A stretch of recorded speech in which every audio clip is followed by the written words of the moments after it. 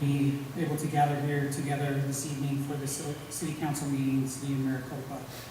We are grateful at this time for many freedoms and joys that we experience as citizens of this great nation. And we're particularly grateful for the service and sacrifice of the brave men and women who are serving in our military that give us these freedoms and protect these freedoms for us. We're grateful for the service and sacrifice of the first responders and for the hard work and effort that they put into keeping us safe and helping us through the many trials and tribulations that we go through in life. We pray, Father, for thy Spirit to be with us in this meeting today. We ask that as plans are discussed and decisions are made for what we can do here in this city to make it better and to make it a place where people can feel safe and happy and enjoy the pursuits that we are blessed with having here in this country. We ask that Spirit will accompany each member here, that we will be able to make good and kind decisions, that we will think of others before ourselves and think of the ways that we can serve those around us. We ask that as we leave the meeting this evening, that each of us can travel home in safety and be able to return to those that we love in safety. And these things we pray for and ask in the name of thy Son, Jesus Christ. Amen. Amen. Amen. You remain standing, please. I pledge allegiance to the flag of the United States of America and to the republic for which it stands, one nation, under God, indivisible, with liberty and justice for all. Thank you both. It's hot here. At this time, I'd like to take a roll call. Vanessa? Councilmember Brown? Here. Councilman Gussie? Councilmember Manfredi? Here. Councilmember Smith? Here. Councilmember Vitiello? Here. Vice Mayor Wade? Here. Mayor Price? Here. Vice Mayor, we have a quorum. Thank you very much.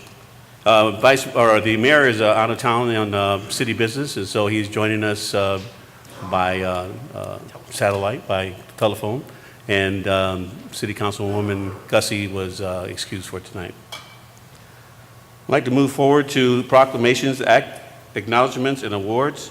And at this time, I'm going to turn the meeting over to Council Member Smith for her for the presentations that she has to bring to us this evening. Thank you.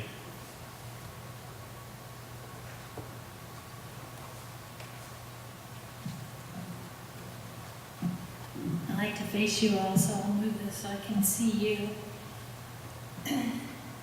There are two important things that are on the proclamations tonight, and they're important because we are always wanting to know how good our schools are doing here in Maricopa.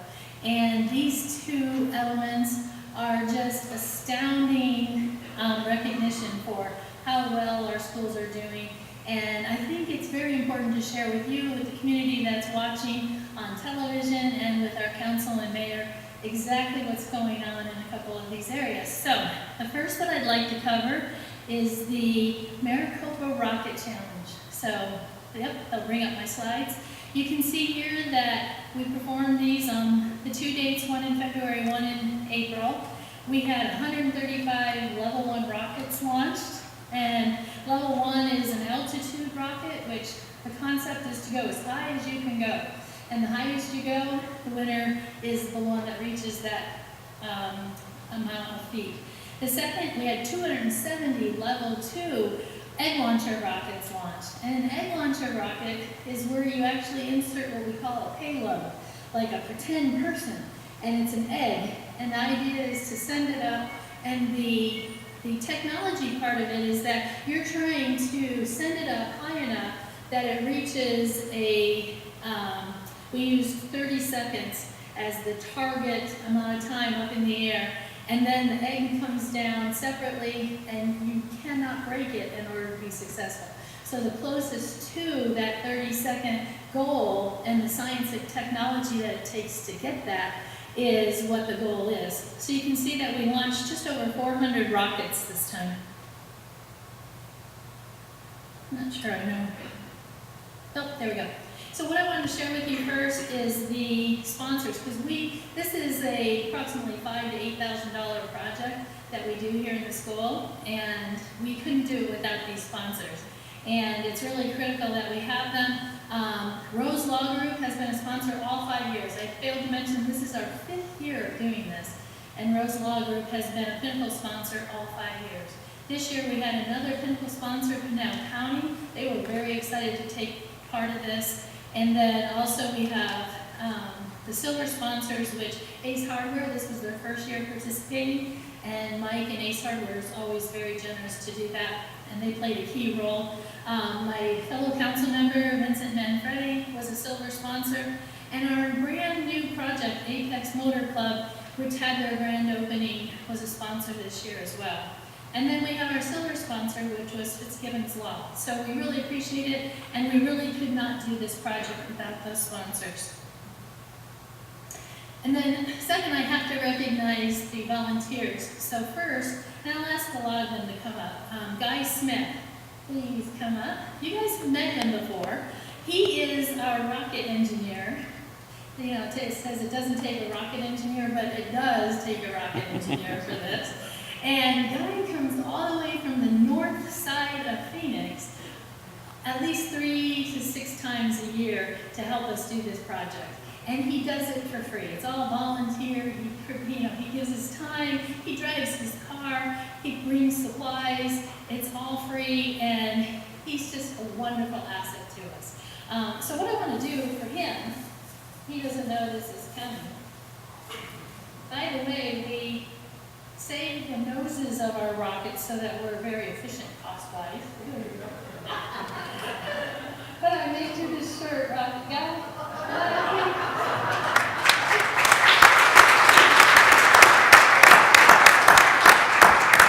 His name is Guy Smith, and we're not related. But Rocket Guy is his nickname, and this seems very appropriate for you. You're welcome. He's just so super in what he does. He comes and he works for the kids, and he teaches them how to actually use STEAM, science, technology, engineering, arts, and math, in their rocket project. And he gives them a simulation tool, so it's not just building a rocket. The goal really is to hit certain targets, so it's actually pretty cool. Let me get to his card real quick. The next is the MUSD Blended Learning Teachers. Oops, I forgot. Which are the teachers in the classrooms that we work with. I know they had graduation and/or awards tonight. Were any of the teachers able to make it? They're here. Come on up. Come on up. We have to give them a hand too.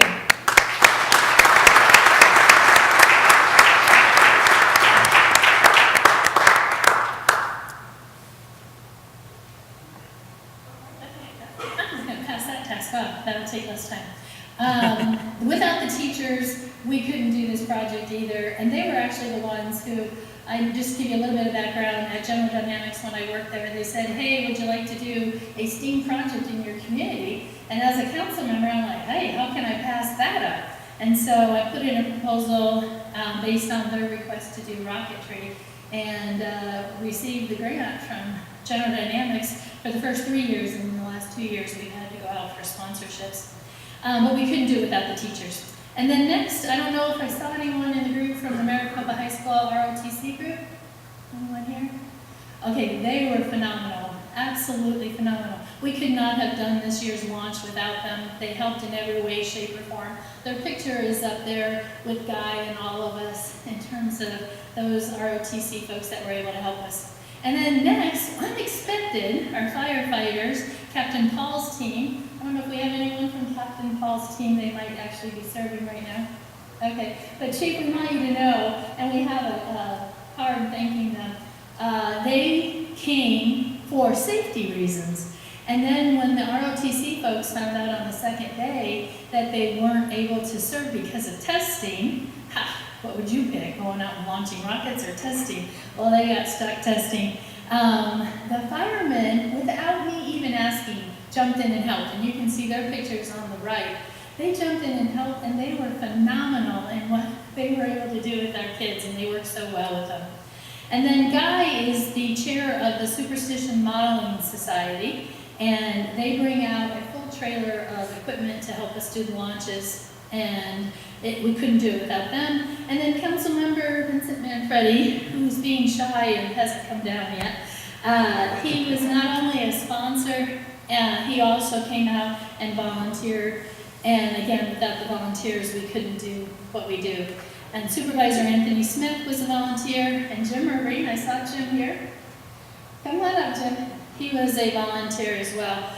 He also works with the Maricopa High School. Jim is everywhere. Yeah. I don't know if you know that, but Jim is everywhere. Everywhere you go, Jim Irving is there. But we are thankful that he took the time to come out and help us. And then Jim Jordan and Rachel LaFall, which I didn't see either of them, were volunteers as well. We partner with the Maricopa Auction STEAM Foundation because they're a nonprofit with the focus of STEAM. And so doing this technology, we allow all of the donations to go through them and to pay for all of the equipment. So let's get to our winners, and I'm not sure how many of the winners are here, but I hope most of them.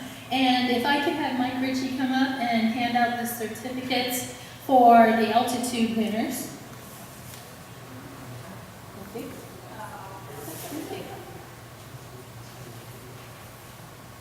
Here are the altitude winners. Thank you. They were. So first place, Jaden Galindo.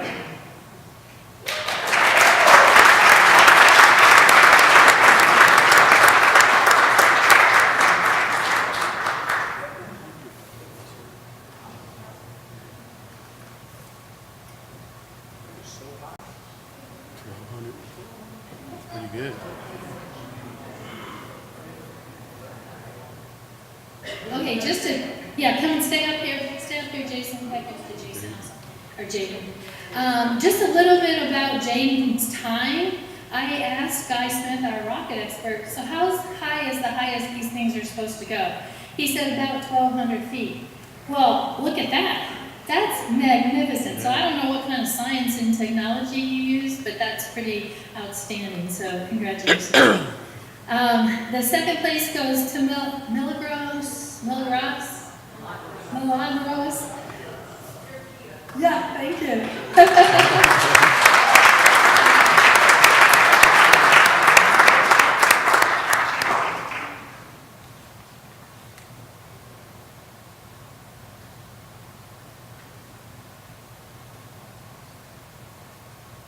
And our third place goes to Ashley Adams. She was not able to attend, but she did a phenomenal job as well. Thank you.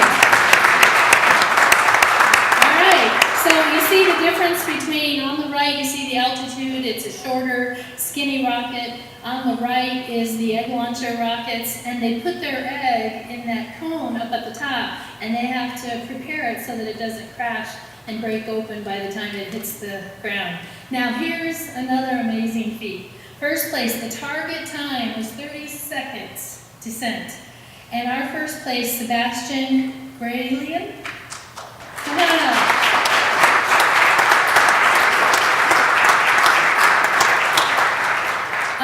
Do we have Caitlin from Rose Law Group here tonight? Oh, come on up, Caitlin.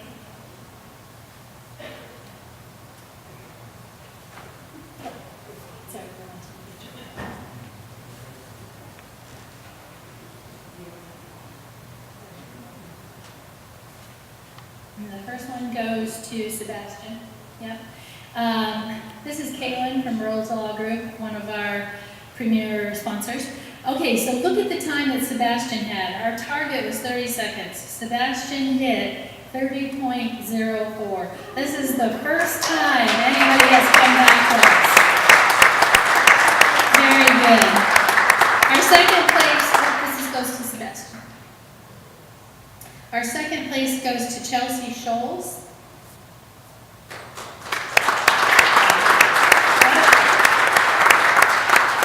Not here, but her time was 29.84, which is a really excellent time as well. And then our third place is Caleb Garcia, 29.7 seconds.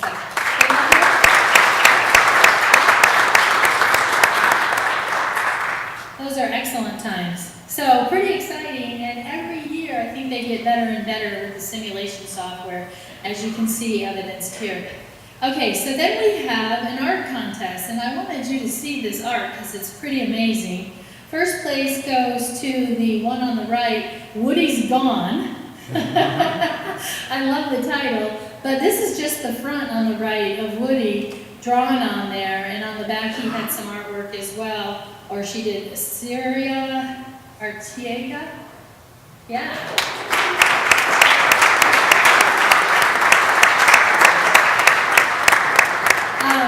Is the Apex representative here tonight? Okay, that's all right. We'll let Mike Ritchie go. Okay. You're back on, Mike.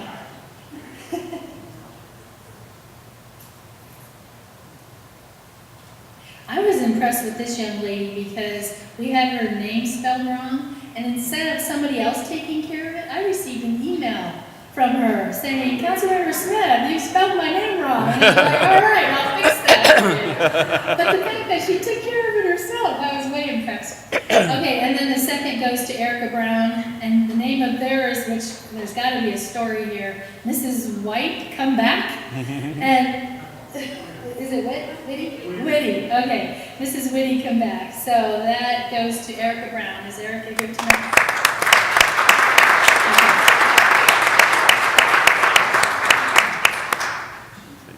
All right, then, because we had, who gave these to us?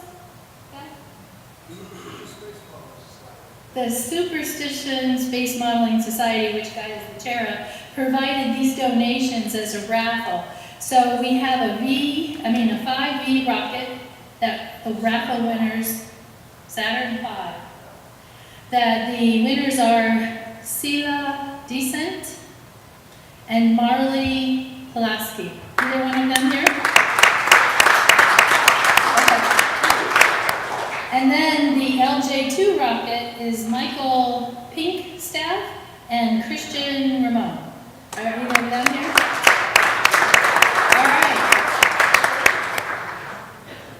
All right, so congratulations to all our fifth-year winners, and now on to year 6. It starts right away. Well, let's get a picture, group picture, center up.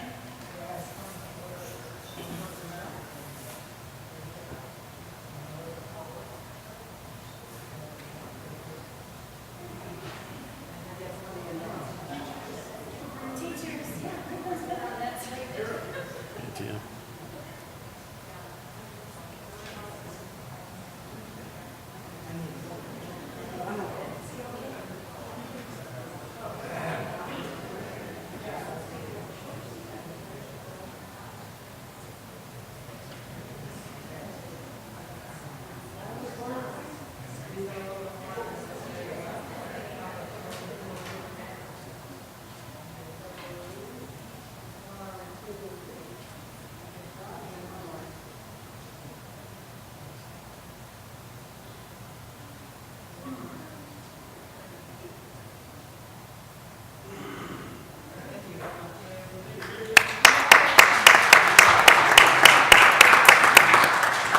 Congratulations to all of them. Yeah, thank you.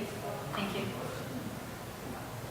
Okay, our second topic, we're going to give 5 to 7 minutes to a wonderful group. So I am on the DECA advisory board, and I sat in on a meeting, planning meeting, strategic meeting, and then what are we doing good, what are we doing bad? This comes from the Maricopa High School DECA Club. And their instructor, Julian Rodriguez, is so cool. And he has done amazing things with this group. And I sat there listening to their leaders, to him, and all that they are doing right and well in terms of the DECA Club. And we are outshining schools across the valley with this DECA Club and their presentation. So I feel like we would be remiss in not hearing about it from them, the same that I had the privilege of hearing about it. I felt like you all needed to hear about the successes because it speaks to the successes that we're having at the Maricopa High School or within the MUSD school district, and it's amazing. So let me bring up Julian and his team and let you spend 5 minutes with them hearing about their successes. And as they're coming up, I want to tell you, when I was judging DECA in Phoenix this past year, about a month ago, I heard several people talking about Julian, teachers, leaders, and they're all like, this guy is amazing, how do we steal him? And we're like, no, you can't steal him.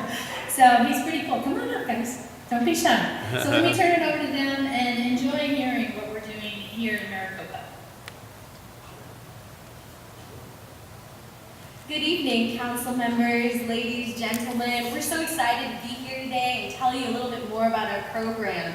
I'm Freya Abraham. I'm the chapter president of Maricopa DECA, and this is our advisory board. Starting from the end, we have our VP of Marketing and incoming state officer, Yasmin Mania. We have our VP of Sales, Daniela Smith. Our amazing advisor, Julian Rodriguez. Our VP of Leadership, Olivia Martin. Sorry.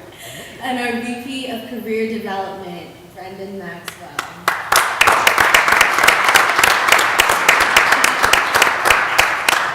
So DECA is a co-curricular organization, so we not only prepare kids in the classroom in the fields of marketing, hospitality, finance, entrepreneurship, and management, but we also take it outside of the classroom. We're an international organization, so while we're a chapter in Maricopa of Arizona, when we went to our international conference, we met people from Spain, we met people from Japan, all across the globe. And our team's going to tell you a little bit more about everything our kids have been doing this year. Well, hello, I'm Daniela. I'm the VP of Sales. I run a small little corner in Maricopa High School, and we generated $18,000 in revenue. And with this, I was able to create a 50-page essay for Student-Based Enterprise and get gold certified. I was able to go to nationals.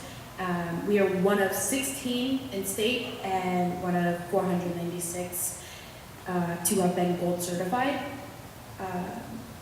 And we, with this Copa Corner, we're able to involve students and have this little place where students can interact and not use their phones, and they can be in the moment. So that's something that I enjoy seeing. You don't see that very often with students and their technology in front of them all the time. And I'll pass it on to Olivia, who will be talking about community service. Thank you. Hello, I'm Olivia. I'm the Vice President of Leadership. And this year, DECA was very fortunate enough to be very involved in our community. So we were actually able to present at both our governing board and the Chamber of Commerce meetings about once a quarter. And then we were also able to volunteer and attend the Senior Life Expo, as well as the Arizona Cancer Survivors Luncheon. We also were able to partner with the Copa Shorts Film Festival, and we provided lots of volunteers and helped with the t-shirt designs on that. And back in October, we actually hosted our own community service event. We were able to raise almost $2,000 worth of item donations for Against Abuse. And along with that, we actually had 4 campaigns to earn the top level at our International Career Development Conference in Orlando, Florida. And those were our community service campaign, our promotional campaign, our membership campaign, and our advocacy campaign. And now I'd like to hand it over to Brendan Maxwell, who will be telling you about our success in competition. Hello, my name is Brendan. A lot of what we do in DECA is competing with a lot of the schools across the state and then across the globe. So throughout this year, we've been to many competitions. Our first one being Ideas to Doors, which was a collegiate level competition. We brought 26 students and had 19 of them placed as finalists. One of them placed first place in store operations, 7 in product assortment, 6 students in supply chain management, and 6 students in store operations. So that was pretty cool to see them be able to go to a collegiate level competition and be able to succeed in that. After that, we went to Western Region Leadership Conference, which is the whole Western region. It includes 13 states, and we had 19 students attend, and there's all kinds of competition events that were there. It was kind of like a pre-competition getting us ready for our district and state and internationals. And with that, we had 1 student placed 3rd in the region in marketing information management. And then we had the Becker Garage, which was kind of like a Shark Tank. I'm sure you guys have seen that show. where students were able to come up with their own idea and pitch that to all the students there, and everyone was given fake money that they were able to vote on who they thought would be the best business.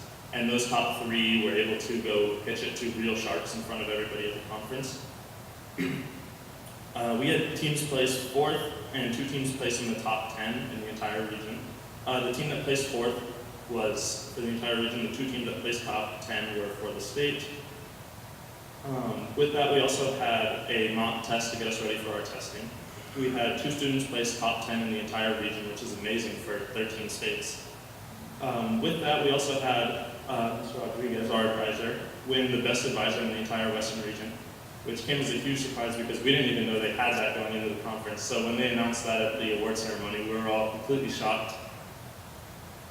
We came back from that ready to go, and we went into district competition with 44 students, and we brought home 71 medals, which was record-breaking for us.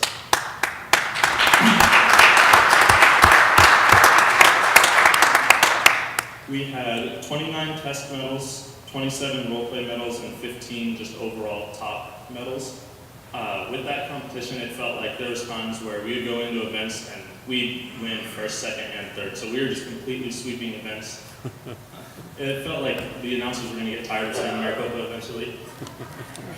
We had 39 students qualified to compete for state, and so when we went to our state competition, we had 38 students compete, 13 overall finalists, and throughout all of our community service that Olivia was telling you about, and all of our donations, we earned 5 academy spots to the international competition. With that, we had 8 people placed to compete internationally. When we went to the at state, we were recognized for being the top and stuff that we have done throughout the year, like our champion campaigns that she was telling you about. We were awarded plaques and medals for that. We also were the Diamond Club and Century Club, and then like Daniela was telling you about the SBE Gold Level certification. And then Mr. Rodriguez also won another award, which was the Rising Star Award. So that was a big shock again. And then after that, we were completely ready to go for international competition, lots of studying, getting ready for it. We had 13 students attend and 7 competitors. All 7 competitors placed, with Freya being in the top 10 internationally. All right. Like those academy slots I was telling you about, we had 6 academy graduates, which they learn about competition, they learn about how to run the chapter, how to run the store for the next year. And we had 2 international level recognitions, with one of them being our first gold level SBE certification for our store, and being the largest chapter in Arizona. And now I'm going to hand it off to Yasmin, where she'll talk about running for state officer and actually winning.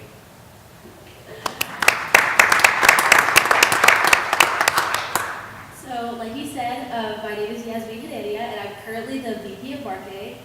But this year during state, I had the opportunity to campaign for state office.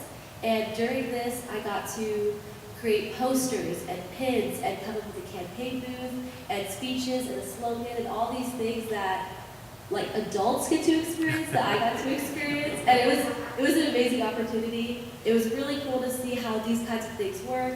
And it was honestly a lot of fun. Luckily, I did win, which is a surprise to me, and then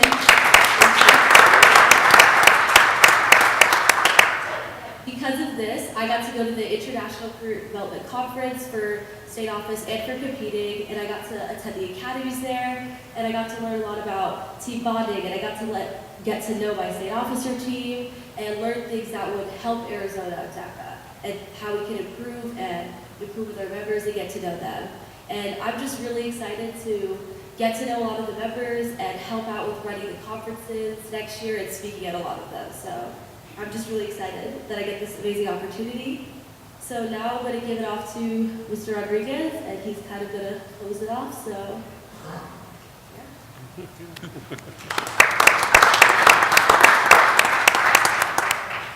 So, ladies and gentlemen, first of all, I do apologize for taking more than 5 minutes to go over this. It's quite a lot we've done this year, and it's hard to summarize. We've been involved with lots of community service. We have champions internationally. Now we have people who are international competitors that once in a lifetime experience, and academy graduates. Right? It's all thanks to, of course, the support we get from our local businesses and you guys, the community. And so I really am grateful for, one, you guys invited us here so we can speak on this behalf on us, and really supporting us and supporting our students. And that's something I'm very grateful about. Now, my board right here, this is the officer board for Maricopa DECA, and they are swapping out this Thursday, actually. We elect our new officers. But we are missing one who's at the senior awards night tonight. Her name is Chantel Begin. She's our VP of Finance. She deals with all the money. Now, I hope what you got from us is that our students in the marketing program, our members, get real-world, hands-on experience. Right? They get to meet with business professionals. They get to travel around the state and almost the globe, right? Around the nation, and meet so many different people, network and build those connections, and really develop these lifetime experiences, or these experiences that will last a lifetime. So I want to thank you guys for having us here. Thank you very much.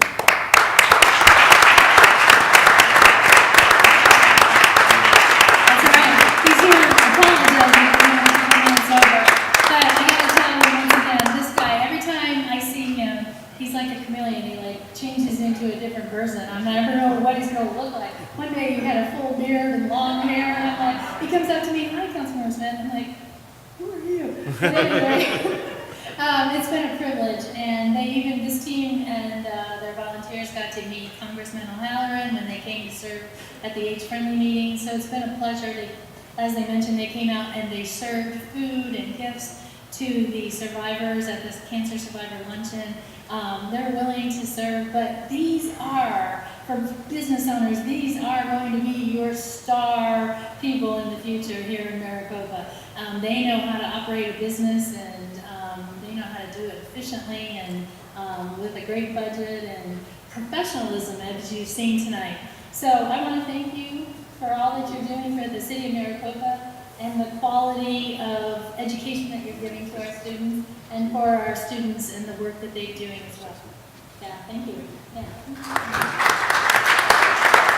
Councilmember, next, I just wanted to say to these guys, who's running for office? Because if not, I could use a campaign manager in a few years. They raised more money than I did.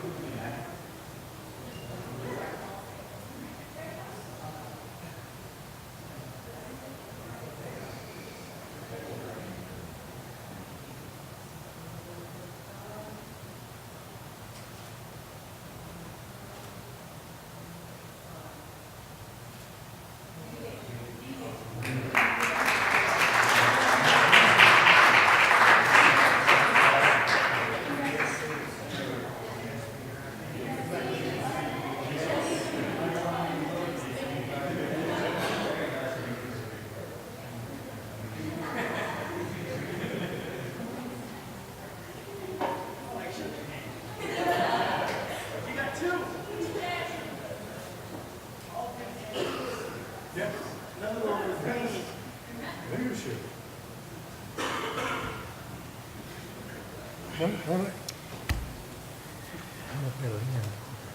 No, that's. Thank you, Councilmember Smith. I appreciate that. That was very enlightening, and we'll go with the 10 minutes. Wasn't any more than that. It was about 10 minutes. So thank you so much for both of those. Now it's time for report from the mayor, but at this time, I'd like to offer council members an opportunity to share things that they've done to the community since the last meeting. Anybody? Yep. Councilmember Smith? Is there someone else? Let someone go first. Anybody else? Yeah. Okay. Councilmember Brown? Mr. Vice Mayor, I had and colleagues, we had an opportunity to represent the city on April 27th to the 12th annual Muslim Law Enforcement Appreciation Dinner, which was a marvelous affair. Okay. Thank you, Councilmember Brown. Councilmember Smith? Ready? That's it. Councilmember Gussie, did you have your hand up? I'm sorry, I didn't notice. Yes? Go ahead and go once you bring it up. excuse my tardiness, I was at the actual, where the young lady was at the award ceremonies. So we were presenting awards to 18 enlisted individuals from Maricopa High School decided to enlist in the United States military. So we honored them today. It was a great honor to be there to present them with their stole that the American Legion Auxiliary provides them with. And it's part of my speech was the fact that the selective service is only required for young men, but eventually it'll probably be required for young women also. But we haven't initiated the selective service, AKA, also known as the draft, in over 40-some years. And the reason why we haven't is because we have an all-volunteer force. So we were very excited to present 18 of our young people who decided to enlist. So that was one of the presentations that I was at. I also attended the Arizona Department of Veteran Services Symposium, and I just wanted to state that we are still going through a conflict where our veterans are committing suicide at a high rate. So we need to recognize that. It's not a comfortable subject, and Maricopa is not immune to that. We've had veterans commit suicide here in the city of Maricopa also. So we need to acknowledge that, and we need to provide the services that they require. So that was part of the symposium that I was at, and I want to bring more awareness to that. 22 veterans are committing suicide on a daily basis. So one suicide is too many, 22 is just astronomical. Thank you. Thank you, Councilmember Gussie. Councilmember Smith? Thank you, Vice Mayor. So I wanted to re-emphasize the quality of work going on at Maricopa High School. If you were present at the last city council meeting, I believe it was, or 2 city council meetings ago, we had a visit from the theater production there, and they were doing Fiddler on the Roof, and I just had to go see it. And let me tell you, next year when their performances come out, go see them. They are like professional presentations. The Fiddler on the Roof was fantastic and very fascinating. So I encourage you, if you love art, if you love theater, don't think it's a wimpy Maricopa High School production. It is top-notch quality, very, very good. I also attended the Apex ribbon cutting, and just wanted to share a little bit of the networking that happened there. It was really fun. Obviously, they gave me a ride. I got up to 106 miles per hour. That was really cool, going around curves and stuff. But even more important than that to the city of Maricopa is the networking that's happening with the folks that are coming, bringing their cars out to drive on the racetrack, and the networking that they have. And there were discussions about potential ancillary businesses that might come to support an element such as a racetrack. And it's really exciting what could happen economically because of that racetrack being there. But it was also a fun event in the ribbon cutting. Then we had the game night where we had 50 people this time, which is huge, and Councilmember Vitiello taught them how to play cornhole.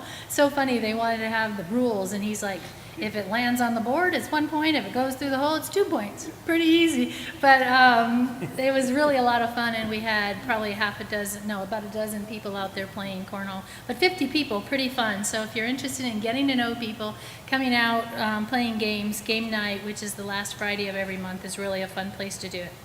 And then I participated with a couple other of my city council members and the mayor at the Heritage Community Meeting, which was really very, very good networking event for those folks that live in the Heritage community. And we had some good discussion about what's happening in the Heritage District, what does the overpass do to them, what's the city doing, so really great dialogue. Also attended the MCLA class. Those are the folks that are attending. We have some of them here tonight, attending Maricopa Citizen Leadership Academy to find out how the city of Maricopa works. And I always love interacting with them because they're there for a purpose, to learn about the city and wanting to get involved, and I love that. And then just this morning, I attended the MAG Economic Development Committee, where the main focus was on Canadian partnerships and how well Canadian partnerships are working in the state of Arizona. So it's becoming more and more exciting in terms of how the Canadian businesses are bringing their endeavors down to the state of Arizona, and hopefully Maricopa, the city of Maricopa, will benefit from some of that as well. And then last but not least at all, I became a new grandma. Zane Austin was 4 weeks early. And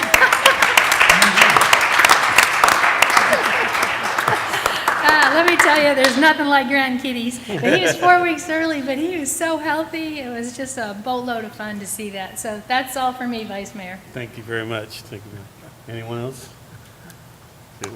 I had an opportunity to do a couple of things myself over the last couple of weeks. Attended the annual or monthly meeting in Post 133, also MUSD monthly meeting.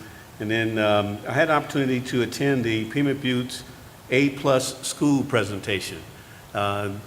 This application, my understanding, took them about 30 days to put together. It was 55 pages, about 55,000 words for the application that was put together for their A+ designation. It was great. I was there with the mayor, with the MUSD leadership. Patty Couture was there, as well as the superintendent. And it was great. The kids are outstanding. This is nothing like seeing a group of elementary kids coming in to organize and being organized. They were, they were kids. They're laughing, playing, whatever, but they were really organized. And so the school is the recognition is representative of the school. Got a chance to attend the Cultural Affairs Advisory Committee, and then also the Apex ribbon cutting ceremony. I was a little late getting to the cutting of the ribbon because I was actually supporting the special needs prom students in getting their uniform, getting their tuxes on and their ties and things of that nature. So it's a trade-off. I think I had a little bit. I did get a chance to ride in the car, but I had fun with those guys as well. What I liked about the presentation at the prom, they had other students there as well. They had junior ROTC. I think I saw some members of DECA there, other students throughout the school, and I thought that was really nice that they would come and support the kids. Got a chance to. I was called upon to be a speaker for the Knights of Peter Claver in Phoenix. It's a Catholic organization, their awards night. And it was really nice being able to go there representing the city of Maricopa, being recognized. And the thing that I'm really always pleased here is that people know where Maricopa is. When we say Maricopa now, it's not just the association with Maricopa County, it's the association of the city of Maricopa, and I really like that happening. I got a chance to represent the city of Maricopa at the Montreal delegation of the Canadian Arizona reception. And that's a group of business leaders from Canada that are looking at opportunities here in Arizona, and they look at Maricopa. Maricopa has a very favorable reputation, as Councilmember Smith just alluded to as well. So we have a very good representation. Got a chance to attend the Maricopa Flood Control District, and then met with the students of the Maricopa Citizens Leadership Academy as well. And then finally, yesterday or Sunday, during Cinco de Mayo, the NAACP youth had what they call Fun Day Sunday in the Copper Sky Park. They had hot dogs, snow cones, basketball, dunk tank. I think they spent a lot of time in the dunk tank, and a lot of other activities for the kids as well. So it was a nice event. So that is just a few things that we've been doing. Hopefully, we've been representing you guys well. At this time, I'd like to offer our illustrious mayor an opportunity to do a report from the mayor from afar. Are you there, Mr. Mayor? Yes, I am. Thank you. Thank you, sir. I'll be brief. I appreciate everything happening and everything people are doing. I apologize for not being there tonight. I'm on assignment for the city. Today, I've been in Washington, D.C.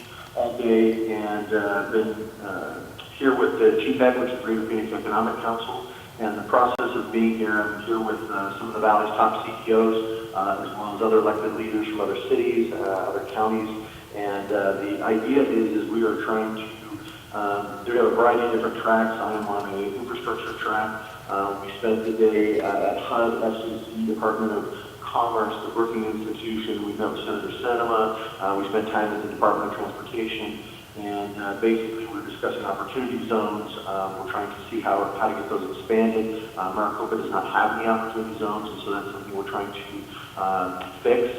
And that's in addition to legislation. Also spoke a lot about transportation packages that the administration and Congress are working on. We're trying to participate in those, and also talking a lot about the federal permitting process and what goes into the NEPA process and the environmental impact studies. Those things take a lot of time and delay a lot of the projects and frustrate a lot of people. So we also spoke about 5G and wireless and how that's changing the world, and how Maricopa and other cities around the valley are positioning ourselves to be ready for that technology so that it can help us in our race to beat China on a variety of different things.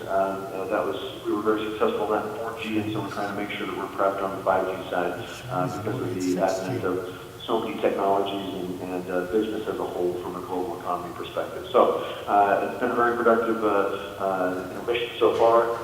Have a full day tomorrow, and then we'll be home Thursday. So appreciate it. Thanks. Thank you, Mr. Mayor. Safe journey. Thank you very much. Like this time, I'd like to turn over, turn over to the city manager for a report from the city manager. Vice Mayor, I'll save my comments for later in the agenda. Okay. Having some technical difficulty here with the phones. Okay.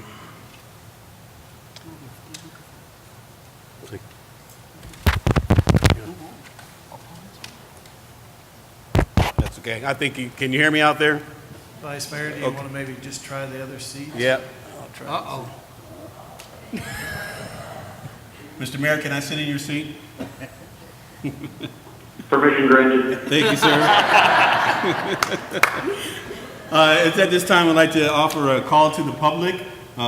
If you had an opportunity to get a card or a sheet there for an agenda speaker card, you have an opportunity to come forward. Actually, you would have an opportunity to come forward if you have, but I'm going with those who have submitted a speaker card first, and then those others who have an opportunity. This one is brought to us by the Maricopa Gentlemen Motorcycle Club, and it is, yes, he would like to speak, and if you will come to the mic, you have 3 minutes to speak. Once you push the button for the microphone to start, and at the end of 3 minutes, the podium explodes and it shoots you back to the back of the room. Just be prepared. Oh.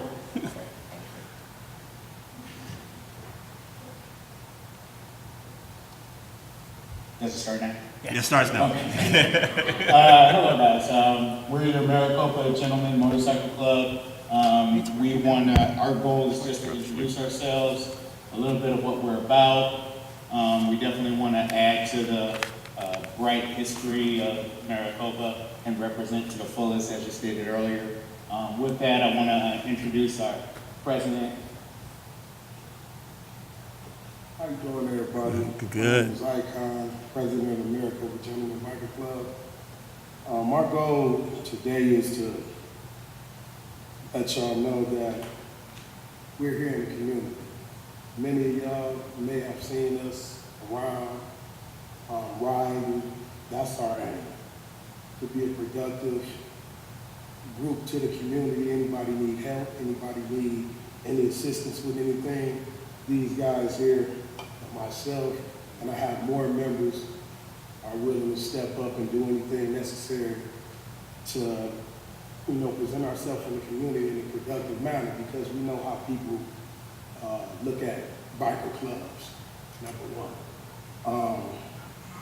The club's a nonprofit fraternal organization whose objectives are to promote a positive image of our motorcycle riders and community and provide opportunity for its riders to safely ride and enjoy the camaraderie of our members. That's our duty. We go out, I was vice president of Phoenix Gentlemen, and I was given permission to start a club out here.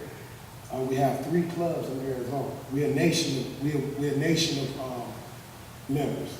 So we have clubs all over the nation. Our main objective here is to also, we give to the community as far as we take our own money and we provide the homeless down in Phoenix. And I say Phoenix because by us just coming out here, we haven't really, came in contact with who we need to donate and do different stuff. So we take our own money and we donate, we go out and feed the homeless. Actually, we just had kids there not too long ago. We placed it on the page or whatever, and it's actually a success with us because it was like, 40 kids, and I was going crazy. So it was one of the things where, we showed them a good time, rented some bounce houses and things of that nature, and that's the stuff that we try to do.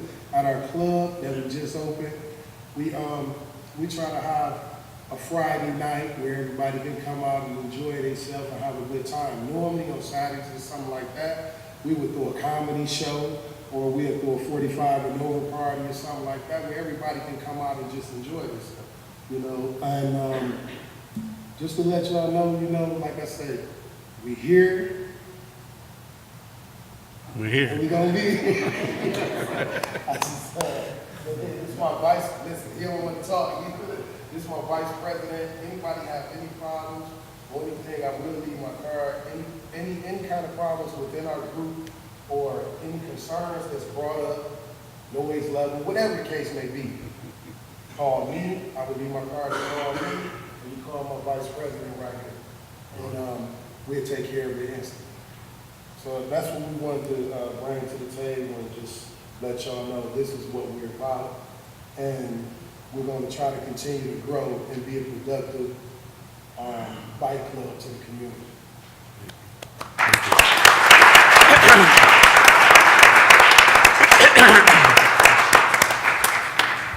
Thank you very much, Icon. I'm looking forward to turning 45 so I can come hang out with you. Is there anyone else that would like to approach? Okay, all right, great. So we'll move right along to the minutes. Do you have a motion for the approval of the minutes from the last meeting, or any changes or recommendations? It's been motion. Second. Second. All in favor? Signify by saying aye. Aye. Aye. Thank you. Then we move to item number 8, the consent agenda. And I need to back up for just a second because I didn't offer an opportunity for anyone that wanted to address any particular item on the consent agenda. Was there anything? No? Okay, then we'll move forward then. So do I have a motion for the consent agenda? So moved. Second? No? Oh, okay, all right. Second. So it's been motioned and second that we accept the consent agenda as it is. All those in favor, signify by saying aye. Aye. Or opposed? The same? Thank you. Moving forward to item number 9, the regular agenda or public hearing. And we do have a public hearing item to be discussed here, and I'll go ahead and read that. The mayor and city council should hear public comment regarding the use of community development block grant or CDBG funds expected to be in the amount of $265,000. So I'd like to open the floor up for any comments for the public hearing. I don't see any, then we'll close the public hearing and move forward. Thank you. Yes. Oh, you wanted to speak to your group.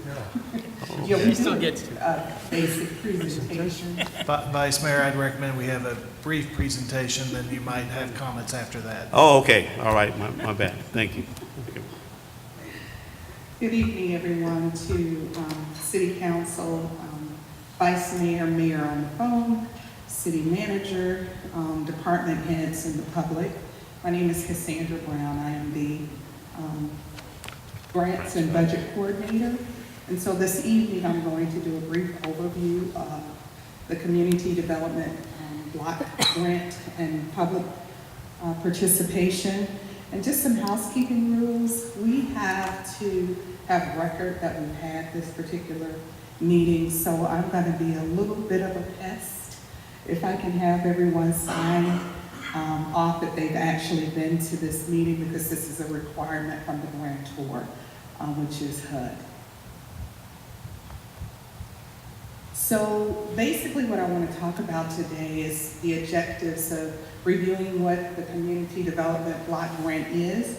It's typically known as CDBG. As many people have heard, what activities are eligible, what areas are eligible, past projects, funding, project ideas, outreach, and then actually gaining some feedback from the public on going forward. So just a brief overview of the grant. It is a flexible program that is provided through HUD to communities and resources to address a wide range of community development needs. One of the things, it is non-competitive. What that means is a formulary grant. We get it because we are eligible as a town or a city within the state of Arizona. What's unique about the Community Development Block Grant, or CDBG, is it is tailored specifically through HUD for low to moderate income areas. So that is the caveat. That people want to know, well, how can these funds be used? The number one caveat that we as the city of Maricopa have to address is that the funds specifically go to an area where there are low to moderate income individuals. And the other thing is it does prevent slum and blight. And then lastly, it will definitely address an urgent need in those particular areas. Now, what activities, you may ask, if we have funding, what can we use the funding for?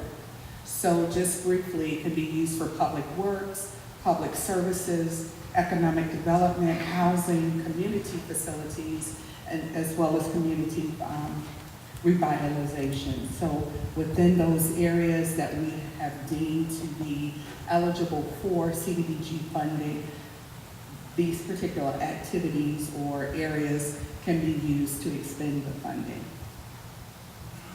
So what areas within the city of Maricopa are eligible? So the eligible areas are the Heritage District. There are 3 phases to the Heritage District that we'll talk a little bit about. The 7 Branches area, and then lastly, the Saddleback Vista Farms area. And so as I stated, my name is Cassandra Brown. I do handle grants and I work with budget here with the city of Maricopa. What I'd like to do now is actually to turn over the presentation to Flor Brando, who is our Neighborhood Services Program Specialist, and she'll go into specifics.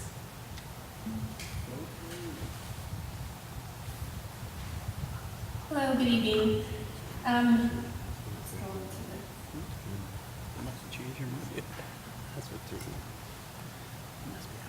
The next slide. Sorry.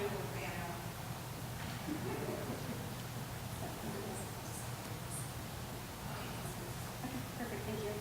Sorry about that. Our Heritage District, we have 3 phases. Our first one is the town site, and we consider it the triangle area. It is east of John Wayne Parkway, south of Honeycutt, west of Plainview, and north of Maricopa Casa Grande Highway. The second phase is the Maricopa Manor subdivision, and the North Maricopa subdivision. This is west of John Wayne Parkway, south of Cathaway and Lexington Avenue, east of Roosevelt Avenue, and north of Garvey Avenue. Our third phase is the Old Town Site, and this area is adjacent to the high school. It is east of Taft Avenue, south of McDavid Road, west of Hamilton Avenue, and north of Honeycutt Avenue. There's just some pictures of those areas. This is the Maricopa Town Site area. This is our first phase that we're working on, the North Maricopa subdivision, and the Maricopa Manor subdivision. This is our 7 Ranches area. This is south of Honeycutt Road, east of White and Parker Road, and north of Santee Road, and west of Whisker Road. And our other area is Saddleback Vista Farms. This is west of Russell Road, north of Peters and Nell Road, and west of Santa Rosa Avenue. With the CDBG, there are some past projects that we did complete. We did a Heritage District floodplain analysis.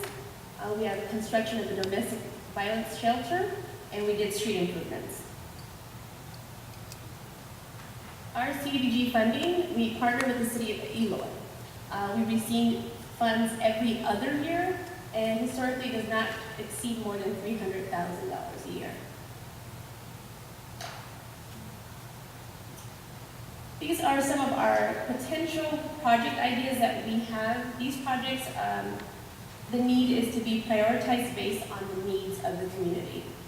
Some of the project ideas that we have are an enhancement improvement program, an emergency home repair program, a home modification program, the neighborhood cleanup program, a tool lending program, the Heritage District Town Site Light project, which is a street light, and the neighborhood revitalization code enforcement program. With some of these projects and programs, we will be reaching out to organizations, nonprofits, and the faith-based community to help administer some of the revitalization programs that include client intake, contract procurement, construction oversight, and billing and reporting. Also, it's not on here, but we will also be outreaching committee volunteers, so I kind of overheard some that need some projects for volunteers. We would gladly love to use you for these projects. And lastly, it's any public input, any additional projects or anything from the public. I ask for CUBG.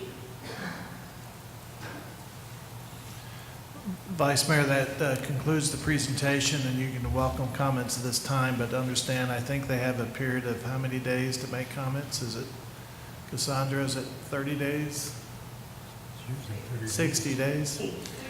16 days. So don't feel like you have to respond tonight. You can respond to us anytime over the next 16 days. So, Vice Mayor, we'll turn it back to you. Thank you, Mr. Horst.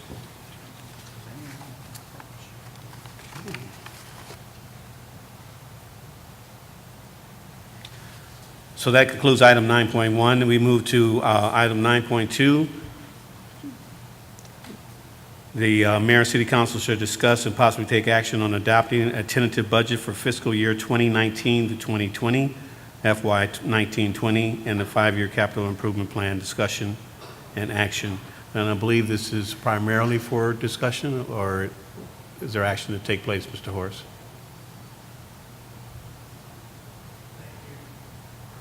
Vice Mayor, Mayor Abroad, and City Council, thank you for the opportunity to present the tentative budget tonight. I would be remiss if I didn't start by thanking our staff, Angel, who's with us tonight, and Cassandra, and of course Jennifer, and a whole lot of other people, all of our department directors who have done a lot of work. As I've come in and as you knew, we did a lot of reorganizing, a lot of consolidating, a lot of refining, and a lot of looking for operational efficiencies, and the budget we present tonight could not have been possible without your guidance and support as a council, and directing us through our strategic planning efforts, which this budget tonight does support the 2040 vision and our strategic plan as we discussed, I think a couple of months ago. So thank you for the opportunity. So governmental budgeting allocates and balances the resources drawn from the public to the demand for services and projects. And the mission of the budget process is to help decision makers make informed choices about the provision of services and capital assets, and to promote stakeholder participation in the process. Our goal is to build on a tradition of fiscal responsibility and to capitalize on the momentum, optimism, and strategic reform to propel us forward. This budget was reviewed by the Budget and Finance Standing Subcommittee on April 15th per our guidelines and policies. We did receive some feedback from them. That feedback was incorporated into the budget you have tonight. Additionally, as we talked with each of you and had comments with you, we incorporated all of the comments that came forward through those conversations as well. So the Budget and Finance Committee meets to conduct a review of the city's proposed budget and financial policies, and to provide City Council with feedback concerning the budget, compliance with policy and laws governing the budget process, and to confirm consistency with the Council's adopted strategic plan. This budget is consistent with both state, federal, and local ordinances. Some of the budget highlights: our general fund budget this coming year is $48 million. The capital projects budget will be about $33 million, a very aggressive capital projects budget. The total budget, all funds, which includes some additional funds besides CIP and general fund, is $105 million. The Copper Sky budget, heretofore has been treated separately, is now rolled into the general fund budget. and numerous budgets have been consolidated to reduce confusion and to add to transparency. Our revenue projections are very conservative in their presentation. I would say ultra conservative, and I'm grateful for our staff for having that stance. I got a fly over here that's just driving me crazy, I'm sorry. Revenue projections do not include anticipated sales tax receipts from venues anticipated to be constructed. In the past, if we anticipated new stores coming online, we would try to anticipate those revenues and put them in the budget. This year, we're not. That will, in essence, be a windfall if it does happen, but we will wait and project those in the new year. The tentative budget for this year is actually $935,000 less than the previous year. And you're going to see as we go through the process that we're actually really, truly doing more with less. There will be no increase to the primary property tax rate now for the 4th straight year in a row.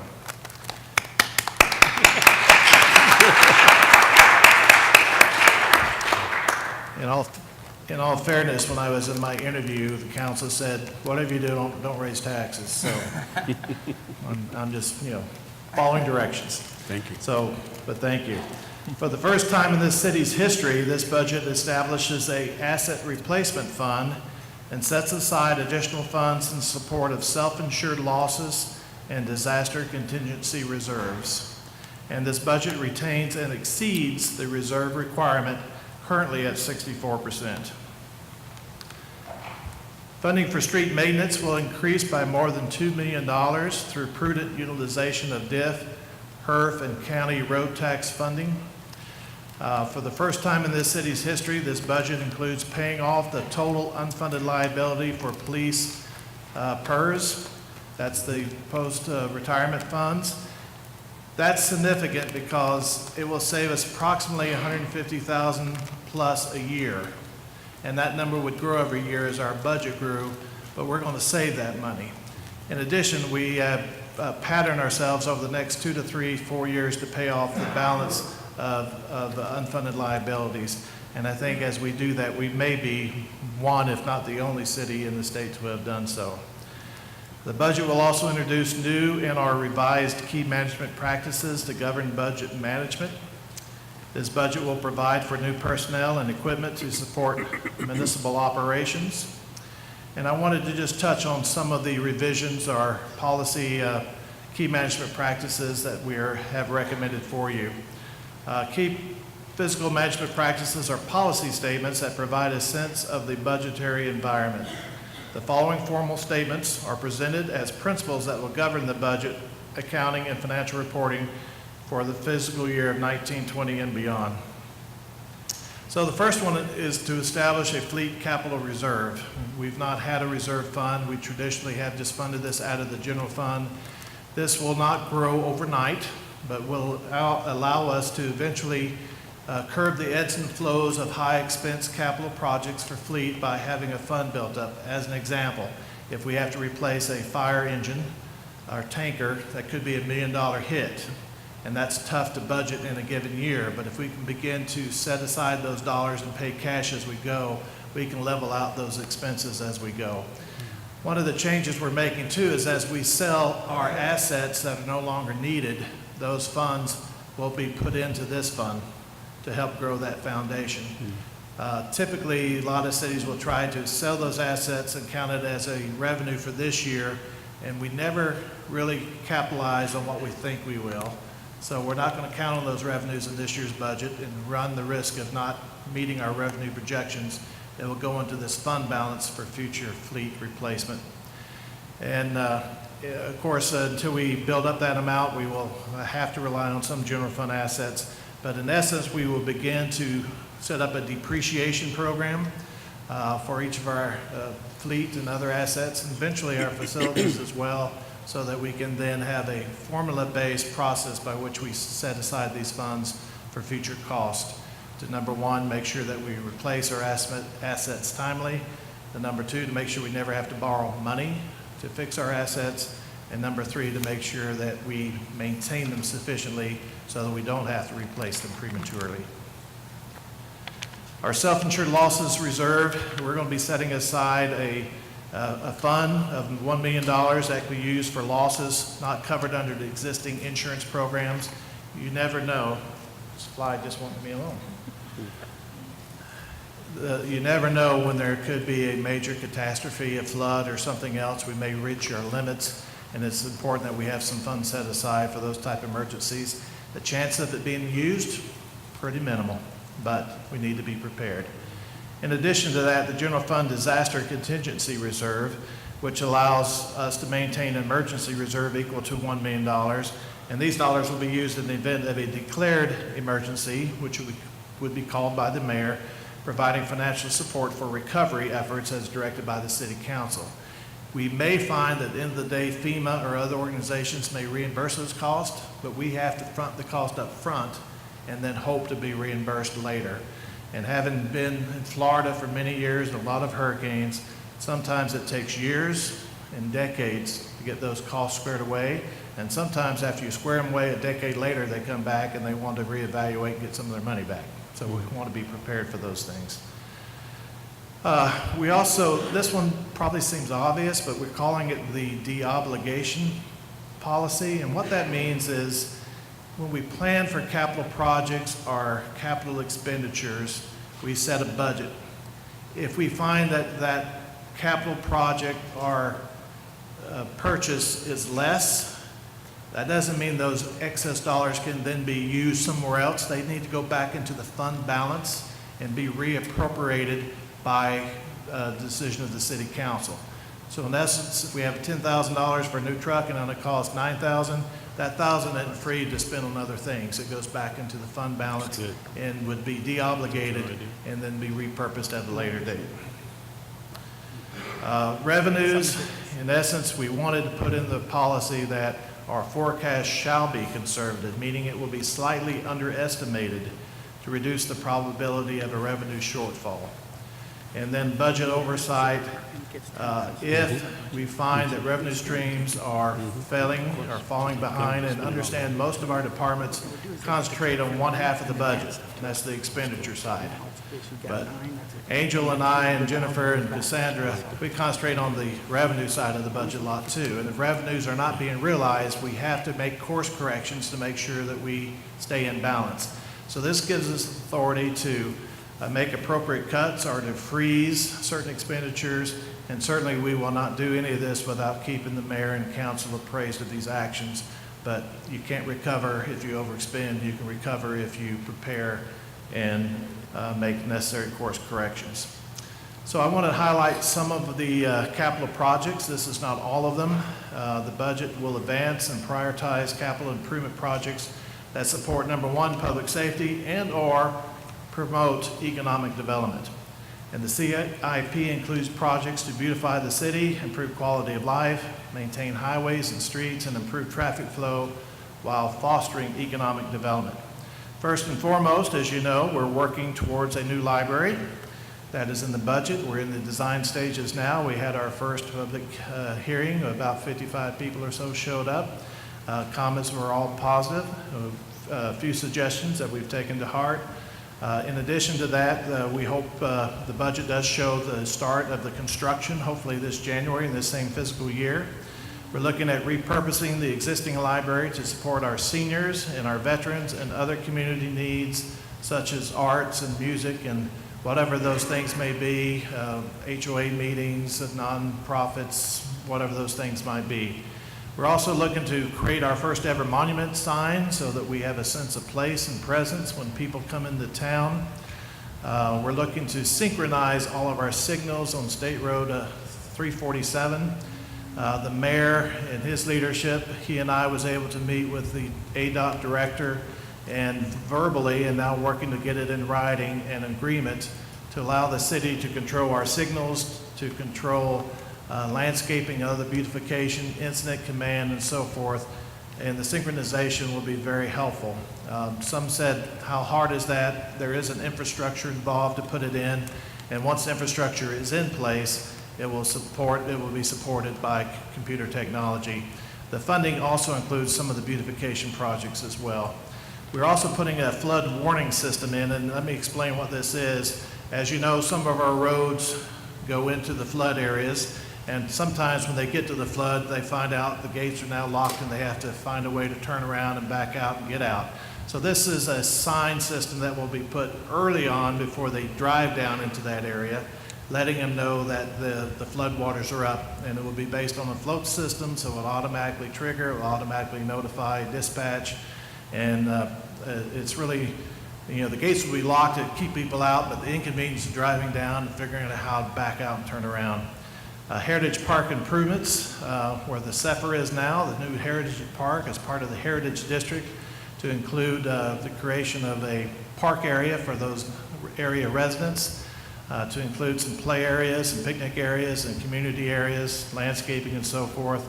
Probably a really big one for us is the Santa Cruz Wash Flood Control Solution, which will free up thousands of acres for future development. And although that may be a costly project for us in the long run, we will probably reap return on it 40, 50, 60, 100-fold at the end of the day. We're adding a signal at White and Parker and Honeycutt, which I think will make a lot of people happy.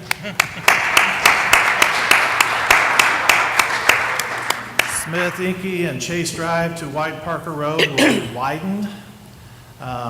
Pershing Road over in the Heritage District will be improved this year. Street lighting will come through the CDBG project. And Rancho El Dorado Wash Crossing North will be raised. And I don't know why I didn't put it on here, but the Porter Road Farrell Dip will also be raised out of the floodplain as well. So, so I think these projects meet the criteria of both public safety and or economic development, which are critical to us as we move forward. The council has stressed the importance of these projects, and not just to have them on paper, but to get them done in real life, and that's our goal and objective. I do want to mention, let's see, that our budget will be posted on our website by May 16th. We will also publish our first notice for the tentative budget in the newspaper and our Truth and Taxation on the 16th. We will publish the second notice on or about May 30th. On June 4th, the council will hear the Truth and Taxation hearing for the final budget adoption, the property tax ordinance introduction, and the final budget adoption. And July 17th, of course, the final adoption of the property tax levies. And I just wanted to be clear that we are maintaining the same tax rate, so we're not raising the rate of taxes. You will look at our budget and you'll see that we're getting more money. Now, most of that more money is because we have 1,000 more homes than we did the year before, and we have a number of businesses and commercial properties. So the bulk of that comes from new growth. However, it should be noted that if your property increased in value, you added a pool, or you made home improvements, or for other reasons, your total tax may go up, but your rate has not gone up. And I want to stress that the city is not involved with tax assessment or value assessment. We don't do that. That's at the county level. With that, council, I'm happy to answer any questions that you might have. Councilmember Smith. Not a question, City Manager, but an important capital improvement project, the pedestrian bridge. Thank you. That is also in the CIP. I didn't have it on my list. Frankly, that was one of the things that came after the initial budget because of several of you and several of our constituency. The immediate year we'll be working with the railroad and with some design work. So people shouldn't expect it to be fully built the first year. We do have some funding to go towards construction and have a potential funding source for perhaps the balance of it. It depends on the ultimate cost. You may recall that some years ago, a lot of years ago, there were some designs done that were pretty elaborate and pretty pricey. We're not looking at that. We're looking at a safe route opportunity for our children and for others for that matter to cross the tracks and get to school and the high school. And I think as time goes by, we'll see other opportunities perhaps at grade and at additional locations. So I thank the council for bringing that to our attention as staff and to the constituency for bringing it to all of our attention. Thank you. Anyone else? Yeah. Mr. Mayor, would you, I'm sorry, Councilmember Manfred. I'd like to mention and thank the staff and city manager for working on the budget. And I'd like to bring to everyone's attention the CIP projects that we put into the plan this year are not like in previous years. You used to see a CIP project and it kind of maybe would happen, and we'd be planning 5, 6, 7, 12, 10, 30, 50 years from now when we're looking at CIP, well, maybe not that long, when we're looking at CIP projects. And it was kind of like, these are things we wanted to do. A lot of the projects that you see in the CIP project, in the budget this year for CIP projects are projects that are being funded for construction this year or next. So a lot of these projects are getting done. It's not pie in the sky, it's not hope to do this sometime in the future. These are projects that we put emphasis on to get completed. And we took some of the projects off of the budget or out of the CIP that were sitting in there that had no real hope of getting done, but they were sitting in there as projects and people looking at them going, hey, that will be good one day. So it's really good to see a budget that if you see the budget, remember one year Christian Price came up here, our mayor, and he slammed down a budget and said, this is what budget we're working with, and it was really big. So this is basically our proposed budget this year. So it's easier to read. Please get a copy of it while it's posted. Take a look at it, look at the projects that are in there, make comments, call your city council if you want to talk to us about things, meet with us for coffee, have lunch, come to our office, do things like that to get involved and let us know if there's things in there you don't like and things in there that you want, or things that aren't in there and you want to see. Please get involved. It's your input that helps things happen.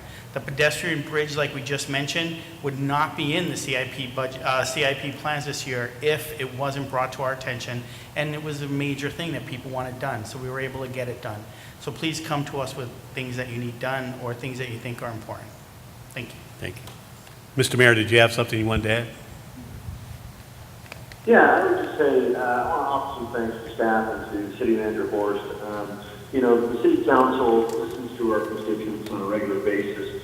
We all live here too, and we have the same wants and desires as just about every other citizen out there. I know that when we hired Mr. Horst, one of the things that we instructed him was to, really make these things a reality. And I want to give him props for going back through the CIP and through the budget and, finding creative ways to ultimately consolidate these things and move them forward and make these projects a reality. That's the budgeting process. And so, while the city council members are able to, press it and push it forward, it takes staff working long hours to find a way to make it happen. And so, again, I think that since my time on council, this is one of the boldest and most aggressive budgets we've had. I think that we have looked at this, and like City Manager Horst said, that this is all based on infrastructure, public safety, and economic development. And that's how we're going to move the city forward, by getting these foundational issues out and done and solved. And that's going to make people's lives easier. It's going to make the quality of life go up, and ultimately it's going to move this city forward as we're able to attract more development and more business here. And so that's a positive thing all around for everybody. So thank you very much. I appreciate it. Thank you, Mr. Mayor. And I just want to ditto on that, particularly when it comes to the three things that you hired us for when you brought us on board for city council and the mayor. And that was economic development, public safety, and transportation. And so these are items that we focused on, things that we saw that were important to you, things that we focused on when we were looking at hiring a city manager. And we were very fortunate to be able to have someone to come in who was experienced and was passionate about the community that he lived in. He's taken on the idea that this is his community just as much as it's yours. And I think that makes a big difference. And we feel the same way here in council. This is our community. We get the best out of it because we care about it. We get the best out of it because we appreciate each other and work with each other to make it happen. So I want to also congratulate the Budget and Finance Committee for the work that they did. Councilmember Smith, Councilmember Manfredi, and the mayor. They took the time and the effort to participate in the process. And that's like Manfredi said, our budget before was 2 times the size that it is now and wasn't as impactful as we are. So when Mr. Horace came in and decided that he was going to present something to us that was going to be doable, workable, and that has been his charter all along. He wanted to make sure that it was something that we could actually do, and we felt the same way in the process as well. So thank you very much for letting us know when things are not going your way or going the way that you would like to see it done. We try to respond to those things. Tell us. You know, we've got cars out here with our phone numbers. Most of us are on social media. Let us know when you have a concern. Let us know if that concern is not working for you as well, because there are other members that can support. We all have our own particular specialties and experiences, and therefore we can bring these things to the table collectively for the benefit of the city. So thank you very much for participating, letting us know. Again, thank you very much for presenting something that will be workable and beneficial to the community. I'm looking forward. There's some exciting things coming down. I think you guys will be very happy about it. So thank you. So that leads us to item 10, which is executive session, which we had executive session Vice earlier. Mayor, Sorry. we need you to formally accept the tentative budget. Sorry. Thank you very much. I apologize. Thank you. So moving forward with the question on item 9.2 on the tentative budget, may I have a motion? So moved. Second. It's moved and second that we adopt the tentative budget and move forward. All those in favor say aye. Aye. All those opposed? All those opposed? All right. Thank you very much. Thank you very much, Mr. Horace. So we do not have an executive session since we've already taken care of that. Is there a motion to adjourn? So moved. Second. All right. Thank you very much. Appreciate it. You guys drive safe out there. Pardon me? How many grandkids do you have?